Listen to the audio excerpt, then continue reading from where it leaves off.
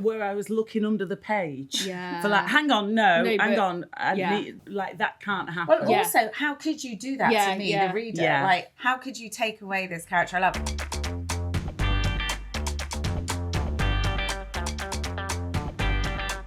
Hello and welcome to the SheerLuxe Book Club podcast with Georgina, Blaskey and Heather Steele. Today we're joined by very special guest, Sara Cox. Sarah, we're so excited to have you here with us Mega today. excited. Thanks. Does everybody get called very special? Very. I don't think so. that's the first time we put a very in there. Well, I'm thrilled. Yeah. Well, we're buzzing. We're going to be hearing all about your favourite books and your favourite reads towards the end, what you're hoping to be reading over the summer holidays, all of that. Yes. But first of all, we are here to talk about David Nicholls' new book, You Are Here, which we've been waiting with bated breath for a long time for his next book, and it's here. And we are here to talk about You Are Here. So it's so complicated. I know. The main point is we're all here in the book bit. That's great. So obviously, it goes without saying, there will be a lot of spoilers. Although will there be? Because with David Nicholls, you kind of know in the nicest possible way. Well, you hope the people are going to get together at some point, I guess. Yes. And of course... they better do. Yeah. I mean, imagine if not. Yeah. Well, it's the classic rom-com scenario, isn't it? But first of all, we want to ask you, because you actually suggested this book to us. Yeah, and it feels like forever ago because I got a really advanced copy. Yeah. It feels like months ago when I read it now. It's just that I'm, very close to David Nicholls. Yeah. And I've since given it to my in-law. So I've given it to my father-in-law because they're big readers, him and his wife. So I'm always a bit like, yeah, babe, here's an advanced copy. You're welcome. I'm your favourite daughter-in-law. Yeah. So it's been a while since I've read it. I wanted to talk about it because I'm a huge fan of his. And I just feel like this is just the loveliest book. It was. Yeah. It's, it's kind of cozy, it's familiar, but I'm not saying that, I'm not putting it down by saying that. I'm saying that's what we kind of love about David Nicholls. He's got a brilliant way of introducing you to characters who they're not particularly jazz handy or sparkly. They're quite ordinary, and he makes you just slowly, page by page, fall in love with them. Yeah. And you can feel it happening, and that's sort of the joy of it, really. That's the pleasure. You're like, oh, here we go, the joy is happening. I'm starting to love these characters and I empathise with them, and I'm cheerleading for the underdog, and I just think he's absolutely brilliant. I love him. Yeah, it is a big hug in a book, I think, when you read his book. I was thrilled you suggested it, actually, because I obviously knew this was coming out, and obviously One Day had just hit Netflix, so, we were all in our Nicholls bubble, but I had just read Starter for 10 for the first time, which I'd had on my shelf for ages, and absolutely loved that, and that was his first book that came out quite a long time ago. So I'd love to circle back to that. I've never read Starter for 10, so I really want to read it. And brilliant. I think that got made into a TV movie. James McAvoy in as this sort of guy who goes to uni and just sort of has lots of terrible, awkward experiences that you can kind of identify with, and you're like, oh gosh, I probably did that when I was 18. But I think the Netflix of One Day, obviously, was so huge. It was really nice. It introduced a whole new generation to David Nicholls, including my own kids. And I've never had such a reaction. I have been working in this crazy Business Week Hall show for 28 years. Nobody cares that I'm on the radio every day. Nobody cares about who I've interviewed or what I've done. Yeah. What people cared about was my tiny cameo where the Radio 1 breakfast show on 2 episodes. I had so many texts, and it was mainly like kids, like my friends' kids were like, couldn't believe it. Their minds were blown that I'd managed to get. You're on Netflix. And my mum was hilarious because she's sort of like, she's an extra sort of agent, my mum. She reads all my books and checks them and everything and proofreads. She's incredible. She's like an extra editor. and I got a text from mum going, do you know they've used your voice on One Day? Like they'd taken it, and I was like, I did it, babe. I did it. I recorded it a couple of months ago. And also on the real Radio 1 breakfast show, I wasn't talking about St. Swithin's Day, whatever. Wasn't that? It was like, I was down the Met Bar, babe. I was like, it's St. Swithin's Day. But they did a fantastic job. They did. And I think because he wrote the screenplay for the Netflix Yes, I think he did a couple of them. He definitely worked on a couple of them because he'd messaged and said, "Oh, I wrote the ones that you're in." So I was like, I like that anecdote. Yeah. Shall we have a little recap of the plot? Yes, let's. So, talking about You Are Here Again, not One Day. So yeah, quick recap. So Michael is 42. He's a geography teacher from York, and he's walking 200 miles coast to coast, partly to get over his divorce. Walking is his thing, to sort of come to terms with it and, you know, clear his mind, not be with other people, just sort of wallow in pity, to be honest. His friend Cleo, who's another teacher, brings together a group of her friends to join him for the first few days, including her friend Marnie, who's a copy editor from South London. And you've already alluded to this, but from the blurb, it's clear it's going to be a romance. But yeah, did you both sort of guess how it was all going to come together from the beginning, or were there, you know, any nice surprises along the way? Well, there's Conrad, isn't there? Yes. Who's this sort of handsome, slightly shallow guy that Marnie ends up being quite attracted to.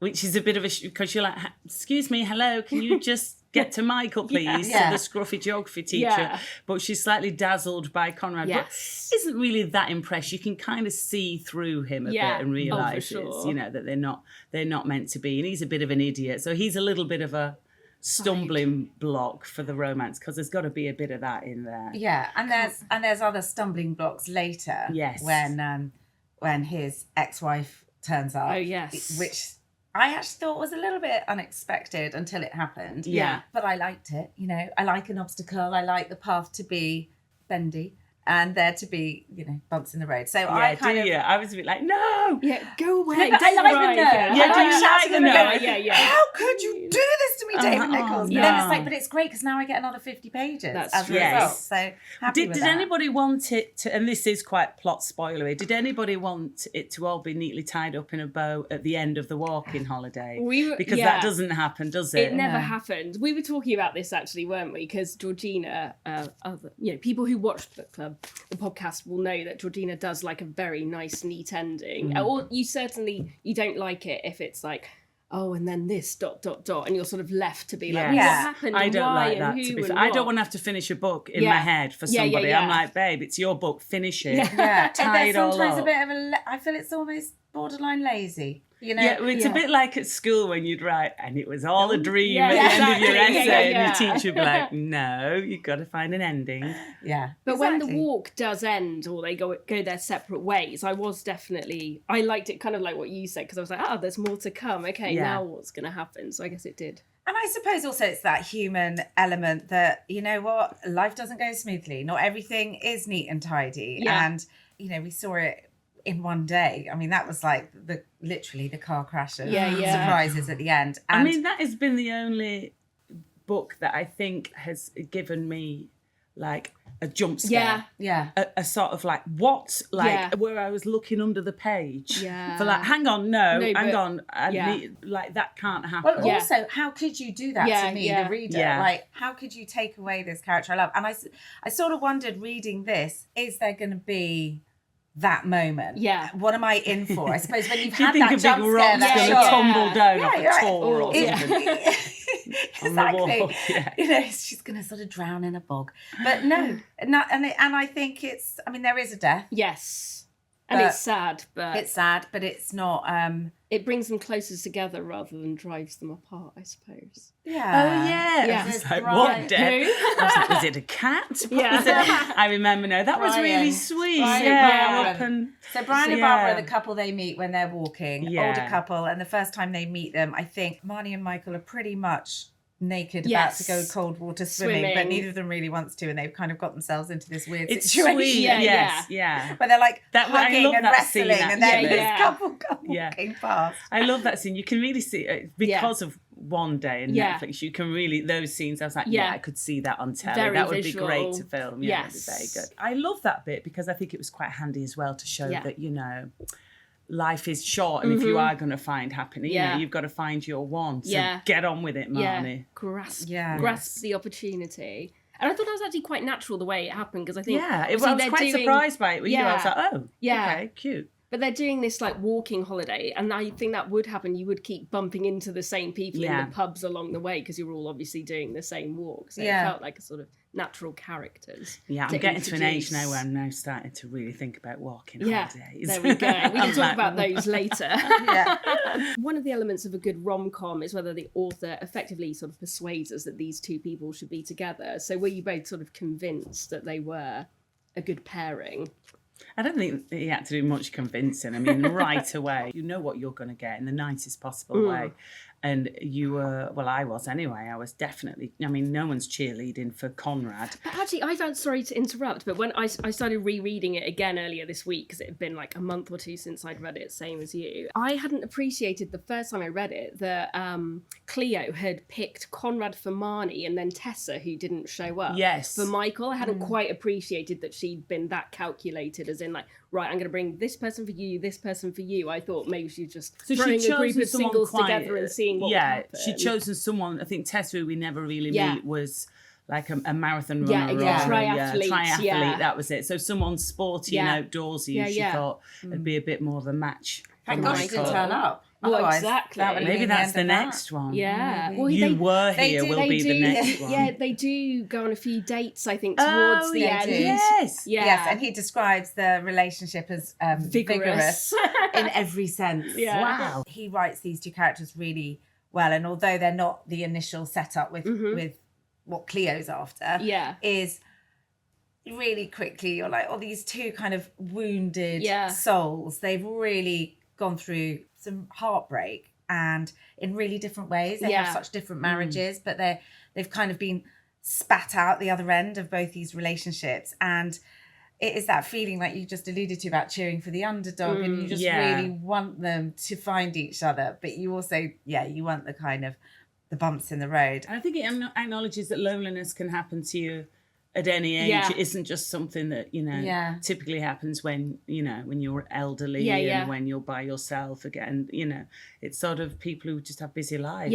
I mean, he's a teacher, he's with the kids all day and he's with colleagues, but essentially he's really lonely. And so she's become so super isolated because all her friends are often married and sorted. And it sort of explores a little bit sort of the shame of being, lonely and not really feeling like you're moving on to that next stage of your life like other people are. I thought those first few chapters around Marnie actually were so good at sort of not explaining, but just kind of getting under the skin of how, pandemic aside, you can sort of accidentally end up isolating yourself from your friends, or one can. And he wrote it really well when he was talking about kind of every big landmark birthday she'd had, the kind of the table laid for friends had got smaller and smaller and smaller, and then it's that kind of like the slideshow on her TV, the photos, what a year, and it's like pictures of ingrown hairs and dry cleaning receipts. And a light bulb that needed changing. And I think that's when she realised that she hates walking, has no attire.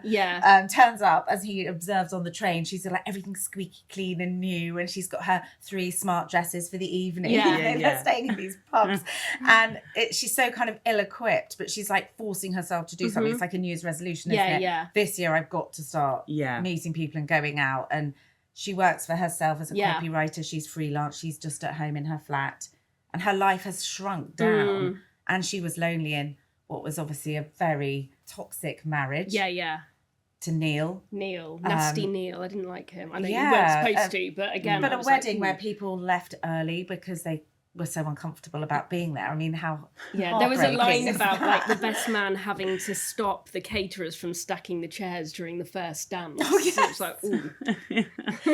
And it's such a contrast to Michael's marriage. Which actually seemed very, very happy and a really good match. And again, but I feel like that wasn't revealed until a bit later on, because at first they've separated and an incident has happened that's led to him being left by his wife. So you're a bit like, ooh, this woman, why she left him, and then obviously it's revealed over time. But it is also gradually revealed that actually they did have a really happy marriage. It was just this sort of... And then is there more jeopardy tragic. when she rocks up again because you're like, oh, hang on a minute, this could be a goer again. Yeah. Well, but did you believe that though? Because I feel like no, poor Michael, it was so cringe, wasn't it? Yeah, they can't have led us that, you know, he couldn't have led us that far along the path with him and Marnie for just to be like, oh, he's back with her now. I know, but I felt really sorry for him. Like, I know he was a bit naive, and I know there was one bit, well, she comes to his hotel room, doesn't she? And there's champagne waiting in an ice bucket, but then that's kind of a mistake because he's ended up accidentally booking a sort of couples retreat package at the hotel because it was cheaper. But then it's obviously the wrong thing to be doing in that moment. But I still think he believed when she'd messaged him that there was some sort of possibility of reconciliation, which I think as readers you definitely don't think's going to happen. Yeah, or maybe that he felt he couldn't just give up. Yeah. You know, if there was going to be a chance, he had to kind of explore it. And this was going to be the last chance. And it's almost like he either way, he just had to know and hope. Yeah. But there's a bit in the beginning before they set off on the walk. Michael gives Marnie a stone before they start. He writes, kicking pebbles by the Irish Sea. Just before they set off, he hands her a stone. And he says, nothing flash, understated, classic. Yeah. Which kind of sums him up so nicely. Yeah. And I think at first when she sees him on the train and the way she sort of describes Michael is quite scathing, you know, bearded geography teacher type. Yeah. But you warm to him and you're cheering for him. And it's really beautifully done that. And it's done through, essentially for me, it seems to be done a lot through their humour. And they've got real repartee in their dialogue, and it opens up this character. I feel like underneath the slight stereotype of geography teacher, hands knitted jumper, beardy, but you feel like, especially, I think you feel like as a woman sometimes, like I've got the raw materials are there. I just have to dig through a little bit and trim up and sort of. But his heart underneath it all is in the right place, and he's a good soul and funny. Yeah, I mean he is kind of, you know, he's witty, which you don't expect at first, but actually it does. They do bounce off each other. Yeah. Do you think people are going to go on walking holidays now, just on the route? Who knows? I think, are here walking I think holiday. they will. Like, maybe not to find love, but I think the way that's all done and, you know, described, I think... For mad fans. Especially, when it gets picked up and it's a big movie or a mini-series, people will be there. Well, everyone goes up Arthur's Seat now, don't they, in Edinburgh because of one day. So, maybe this will be well, it's a bit more of a commitment, 200 miles, but... Could be the new thing. Could be. Yeah. He does these kind of constructs with all his books, doesn't he? That there's quite a solid sort of scaffold around the narrative and what it's going to be. So with One Day, it's obviously the same day over 20 years. Starter for 10, you were talking about, that's all based around a quiz. Yeah, they're all trying to get on to University Challenge. Yeah, that's and then sort of end goal. Us is the one where you've got the middle-aged couple with and they're on this European trip. He does love that method. Yeah. And he, you know, does it really well here. And I think I quite like the short, punchy chapters as well, how it switched quickly between what they were doing. I really like switching narratives. It's just because it's just so fun seeing it from both points of view. Yeah. And what they think of each other. There's one bit here, I think it was the best switch, where I think it's the first time they're walking, just the two of them, and he's a bit like, oh, for God's sake, I just want to be on my own. And she's like, oh, well, I might as well finish it. And the others have gone off because it's raining. And he sort of grabs her by the shoulders. He's like, I've wanted to do this since I met you. And she like starts closing her eyes and starts swooning. And then the chapter switches to him and he's like pulling her straps, like, you've got your straps on wrong on your backpack. It's meant to be here, not here. And then he's there being like, but why did she just close her eyes? Why is she now frowning at me? And it was just really clever to like show something very, silly from two perspectives. Yeah, so and actually I did love how she would, like, especially at the beginning, she's kind of standing at the top of the mountain and the weather is awful and she's basically having a horrible time and she's just kind of like, what the hell are we doing here? I hate this. And she's like screaming at the landscape. And it's so the antithesis of his experience of walking, and he's walked with his father and his, you know, it's been his kind of thing growing up is the walking. So I just loved her kind of real, like, I'm gonna stomp my feet and I'm fed up with this. Yeah. It was it's great because she starts to enjoy. I don't know if she starts to fall in. Would say she falls in love with the walking. She starts to enjoy it. Yes, she starts to appreciate the scenery. Appreciate it. That's it. Yeah. But he's quite honest as well about the sort of some bits are pretty. Yeah. But he writes about other parts of the walk that aren't very attractive. Yes. So I feel like it's quite honest, but I also quite like the varying levels of accommodation that they come across. Yes. Yeah, some's quite charming, but actually for the most part, yeah, it's not great. Not the best. Yeah. Or the really romantic ones, the one where it's all going a bit wrong, and there's another where she has to stay somewhere separately, and that's when they're deciding finally to be like, right, let's get drunk, let's get it on, and then they get the note under the door from the landlady being like, no gentlemen callers after 10. In the get little, out. in the little B&B. Puts a stop to things. Yeah. So there's kind of a classic, isn't there, that if you want to get the best out of a teenager, you're better off sort of going for a walk with them or being in a car with them, like side by side, no eye contact, not sitting down opposite, things like that. And I feel that in the book, it's a similar thing, that when you're walking, there's always something to talk about, the route, weather, what you're going to eat, where you're going to stop, how bad are your blisters, all that kind of stuff. So there's kind of, as two strangers, I don't know another situation where you would just go off with somebody, but because they've been introduced by a friend, then they can carry on. But there is a lot of chat that needs to happen along the way, and I do really love, we were just talking then about the dialogue.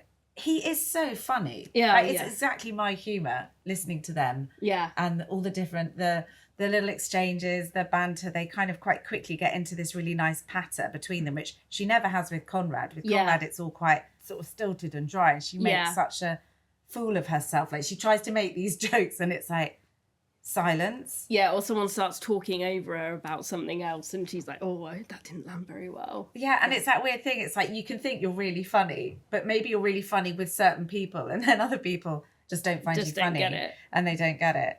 You feel that connection between them through their humour. One of the things I love about David Nicholls, among many, many, many things, is that I just think he writes women so well. And I think, I remember seeing something on Twitter years ago that was like an example that someone had written of like a man writing about a woman, and it was really like, she exploded out of her nightie as she turned down the stairs and breastily walked down the stairs, sort of thing, bouncing as she went. Like, I think sometimes, or not all the time, but occasionally male writers can write women as quite sort of overly sexualized, or just, kind of describing them looking at themselves in the mirror in a quite a sort of overtly sexual way. Whereas I feel like David Nicholls gets really into the heads of the women he writes about.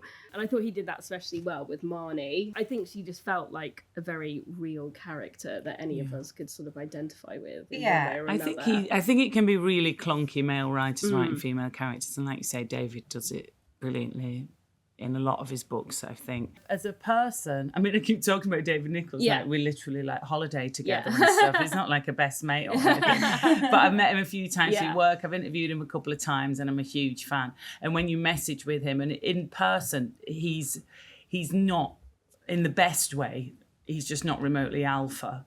He's just a really nice person, and I feel like women like him and like being near him, and feel like he's, great company, and there's just nothing alpha and chest beaty about him as a person. So I think that's why he could probably write women so well, because he himself isn't this huge sort of, rugged play. I mean, I might be wrong. Yeah, maybe in his spare time. There's no big ego there. That's what you feel like. Yeah, I feel like that shows through his writing. He can write women really sympathetically and write them well.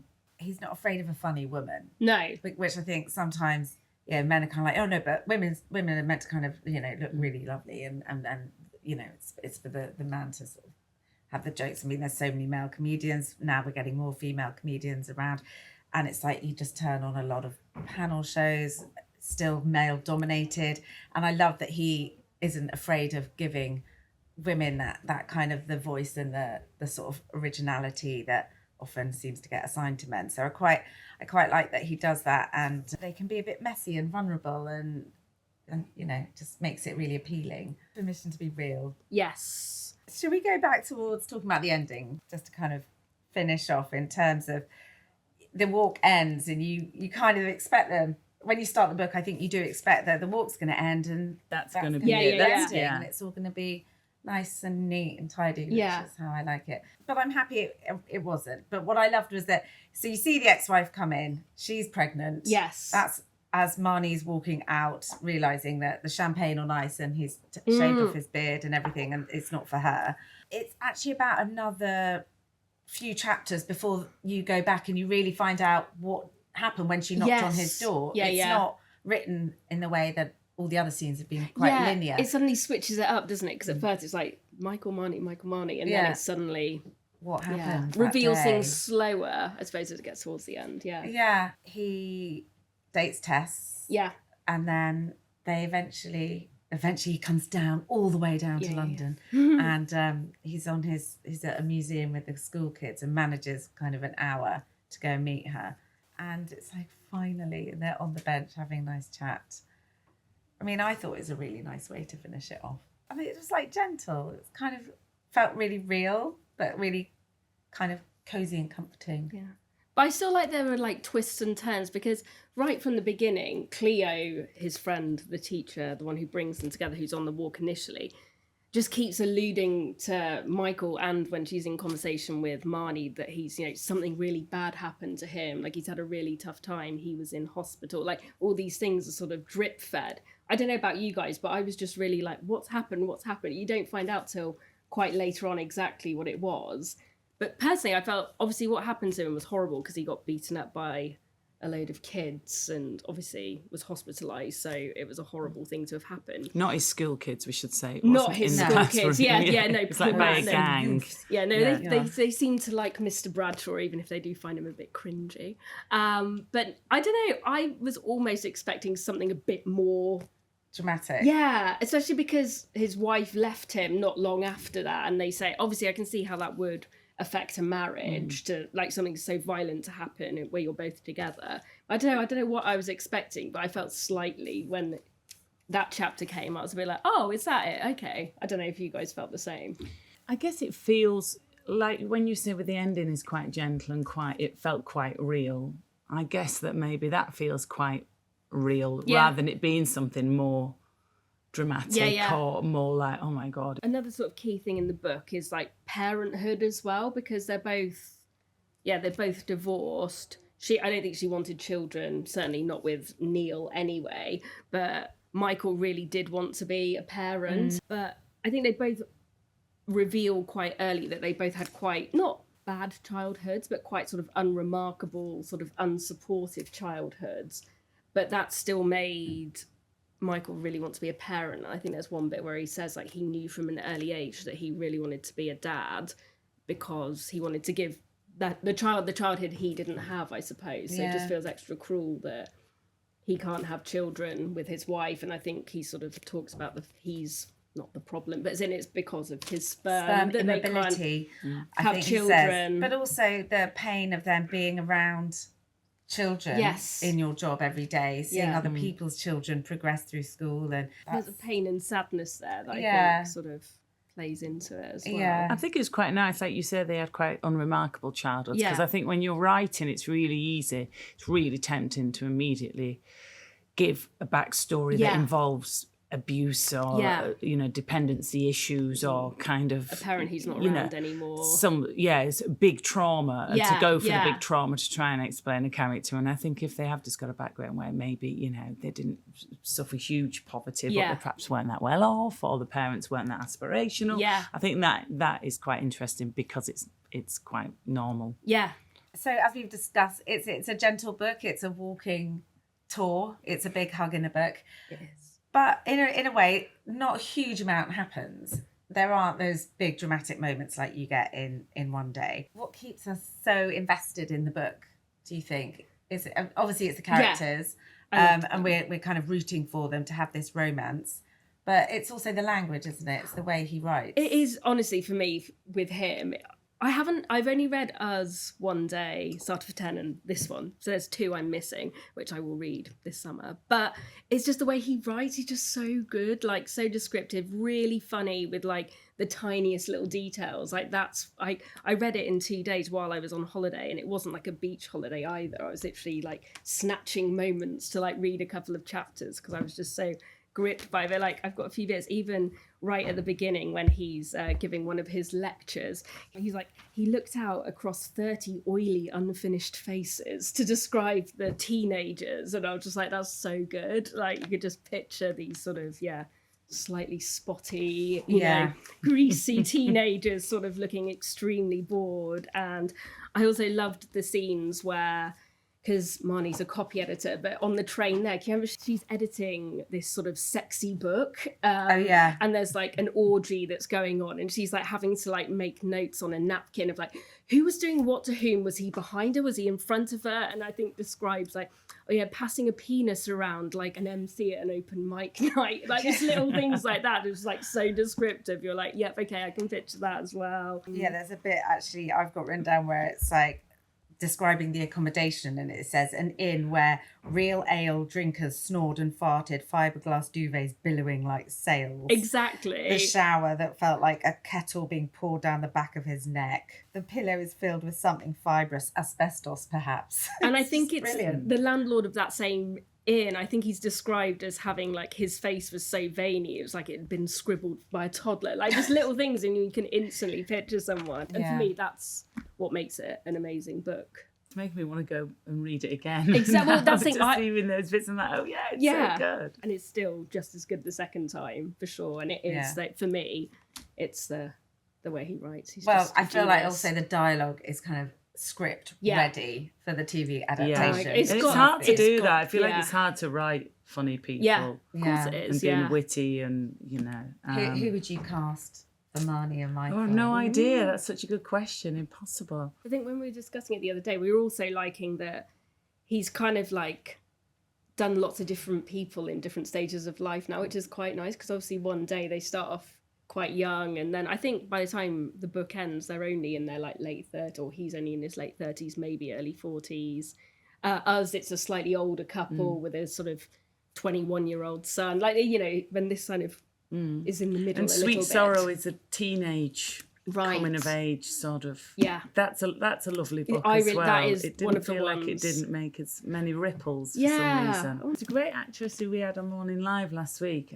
I think she's called Susie, but she's in Rebus at the moment. Okay. And she was in Hempocalypse, which was God, surprisingly quite good and funny and really rude. Yeah. Sometimes I watch things because I think, we're playing trails for it on the radio, so I better just watch this on iPlayer, and then I can, you know, reflect it on air and say, it's great that I have a watch something. Well, I'll watch it for a bit. And actually, I really love it. It's really good. And she's really good, so maybe she'd be a good Marnie. She'd be a good But unless you're a fan of Rebus, you won't know who the hell I'm banging on about. I have watched Apocalypse though, but I'll look after this. But Michael, who could be Michael? So he's got to be 42, look good with a beard and without.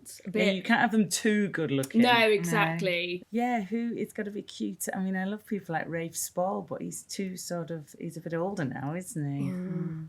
Oh, it's a tricky one. We'll have to have a think. That's why we're not casting agents. Yes. Yeah. But I do think they will definitely make it into a TV series or film, won't they? I'm sure it's been snapped up already. Yeah, you can see it happening. Well, thank you for that good, lively discussion. I think we covered most of it. Sarah, yes. on to you. Really nice to talk a little bit about what you're up to at the moment. We obviously love watching BBC Two Between the Covers. Yes. Is there a new season coming? Absolutely. October. It's been fantastic. And there's going to be a couple of changes for the next series. Nothing too major. We're really going to be focusing on new books, which I'm excited about. I have got the first book because I'm reading Jeremy Vine's new one, and there's different ones on my Kindle because I read. If I can't sleep in the middle of the night, I need some good books on my Kindle. Oh, interesting. Sometimes they're too exciting and then I can't sleep. Yeah, quite gentle. So I've got a few gentle ones, on the go. So the first book that I have got, it looks huge, actually. I'm like, oh my gosh, I'm glad I've got quite a while to read it. But my producer, the series producer, Polly, has read a lot of books, and she's like, this is the best book I've ever read. It's like changed her life, so I can't wait to start it. Reveal the title. I can't. No. Yeah, I know. We don't well, until. We'll have to watch yes, it. it'll be October. Yeah, we'll reveal all. Oh my gosh. So at the moment, I'm reading for pleasure or reading friends' books if they want a little quote for the cover or whatever. Of course. So it's really different, my relationship with reading, when it gets around to between the covers time, because of course I love reading the books, but it's, I'm sure, similar with you guys, it feels like work still, so or even if you're doing it in your free time, it still has an element of... You've still very much got to finish it by a certain date, and then on to the next one. And you're paying attention, aren't you, in a different way, I guess. So I try and speed read a bit because of the six new books, and then the 6, as we've done before, the 6 Booker backlist. I try and speed read, but I'm always slightly paranoid that I'll miss something crucial that'll come up in the chat. It actually won't. It's, I could get away with doing less work, but I'm just very dedicated and professional. So I'm like, no. Also, bookers are always door stoppers as well, aren't they? A lot of them are on audio. I mean, audiobooks have absolutely changed. I've still never got into audiobooks, but I feel like I should, because for work, that's how it's everyone great. When you've got to really rattle through, then you can just consume books wherever you are, whatever you're doing. Yeah. So where do you like to read? Well, I like to read in my front room in a nice chilled area, and I've been, I got asked to do, I would call it a job, but it's not really a job, is it? Lovely SheerLuxe, the lovely paint people, have launched a new range of colours called SheerLuxe Heritage, and there's 12 stunning colours. They're all absolutely gorgeous. And they said, could we create a book nook and paint it in these beautiful new colours? I never used to let anybody in my house, especially when the kids were little. It was really my private sort of zone. But now with social media, and I film quite a bit, and I'm on Insta, and I'm in my house and in my kitchen, it just feels, and the kids are teens now, they're never about anyway. So I was like, oh, this sounds quite nice. And it was, I had a front room that was sort of painted a bit of a meh, kind of like creamy colour, and I was like, I've been meaning to get around to do something with the front room, and I've had a carpet in there, a dark purple carpet that has never worked. It's never looked right. Take the girl out Bolton, there's no way I'm changing the carpet. It's expensive. For that. And it's kind of the posh room, it's the front room, it's like barely, it's not worn in or anything, so I've got to make the room match the carpet now. When SheerLuxe came and said they wanted to do 2 different things. They wanted to paint a room, create a beautiful relaxing book nook, as they call it, or a book nook. That's what my mum would say. Better, my mum would say book nook because she says kook book. So and also it was also to tie in that they have sort of reimagined the covers of 12 classic novels, that they've recreated these colours painted in the different shades. We've got some of them here, haven't we? 12 Years a Slave here, Frankenstein, So my book, they did my bookcase in the sage. Oh, lovely! Oh, nice. This one here, and sage green. That is 12 Years a Slave, and that's my. And then the actual. Is that with the purple carpet? Well, it's just the bookshelf is that colour, and then the rest of the room is wild blackberry, which is Hound of the Baskervilles. Oh, that's perfect. Obviously, say, look, it's Hound of the Baskervilles on the wall. So it was a lovely thing to be able to do. So they created a book nook, and I got all the lovely books on my shelves from the new range, and the heritage range they're beautiful. There's sort of like almost like a velvety texture and appearance to the paint. So it just feels very calm in there, because I've got quite a busy brain. My brain can sort of pinball around. We're all a bit like that now, I think. From the moment I wake up till I go to sleep. So it's nice to have a space where I can read and where I can relax in there. It just feels really calm now, and like my little hideaway. And also the carpet matches the walls for the first time into its own, finally. In like 15 years or whatever since we got the carpet. So it's so nice. Well, I'm inspired. I'm going to kind of carve out a little corner somewhere in my house to be like, okay, do not disturb signs up. Yeah. I'm in my boot nook. There we go. Yeah. I can't wait to see the new series. I'm excited. I'm really looking forward to it. Yeah. And I'm going to get cracking with that big book. I feel like it's... I'm writing my own. I'm writing my 3rd novel as we speak. Tell us about that. Well, I'm not. I'm sitting here. But it's always... The first draft is sort of January, to get it for January. Amazing. So I always seem to be writing when the nice weather comes. I'm always of course, at the bottom of the garden in the little shed. Nice. With all my post-it notes on the wall. Love that. But do you know where it's going? Do you feel like... I've got to be careful, because when I over-plot and plan, I then find it creatively, I get a little bit stilted or then. Limited. And if I just sit down and let it all come and let the characters take me on a journey, I mean, I know that sounds ridiculous, but that's the loveliest way to write. And do you find that? Do you find if you're feeling a bit stuck that it will... Because I've heard that before where people say kind of, once you've got that character, they'll lead you. They'll lead you and they'll tell you. And that does actually happen. Yeah, and it's gorgeous when it happens. It's amazing when that happens. That's the most fun part about writing. Is when the character will lead you a certain way and you're like, oh, okay, and they're going to meet this person. Or I think apparently from chatting to authors and from interviewing authors, they're either the plotters, the planners, the beginning, middle and the end. They have it all. Or they are the sit down and let the characters take them and just write. I think Marianne Keyes does the latter. I think she barely plots and plans at all. I've heard her say. She's amazing. She's amazing. So I'm doing an awkward kind of combo, which I don't think you should do, because I'm doing a bit of plotting and planning and then trying to just let the characters tell me. I think that's good. Some people we've interviewed for this before have said, haven't they, like, oh, I was shocked by the ending as well. Like, it wasn't what I thought was going to happen, but actually by the time it got to it. Yomi Adekage said that about the list. She was like, oh yeah, and then it just ended like this, and that wasn't what she'd had in mind when she was writing, but it just for her was like, oh no, little twist. Here's where we're going to go. Yeah, the most ridiculous thing was I wrote my first book was a memoir of growing up on my dad's farm, and there was a twist in my own life story because I was like,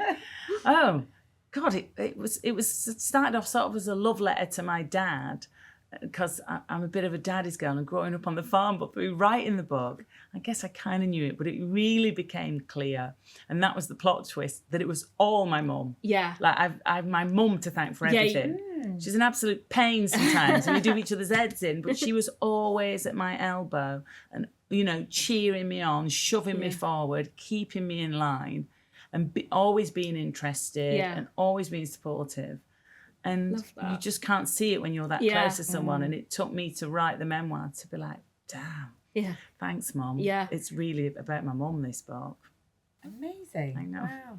At least you could say at the end, right, it's about both of you. Yeah, so you got the dedication at the front there. But I actually waxed more lyrical about my mum at the end in the acknowledgements where I'm kind of like, it was all her. But she knows it now. Yeah. I've spent the last few years making up for being a daddy's girl. Oh, well, thank you so much for joining us nice today. to come on. Thanks for having me. To have you here. Good luck with the book writing. Thank you. And we'll be tuning in to BBC Two in the autumn. That's it from us today. Thank you so much for joining us to discuss You Are Here. Please do rate, review, subscribe and tell your friends, and we'll see you next time.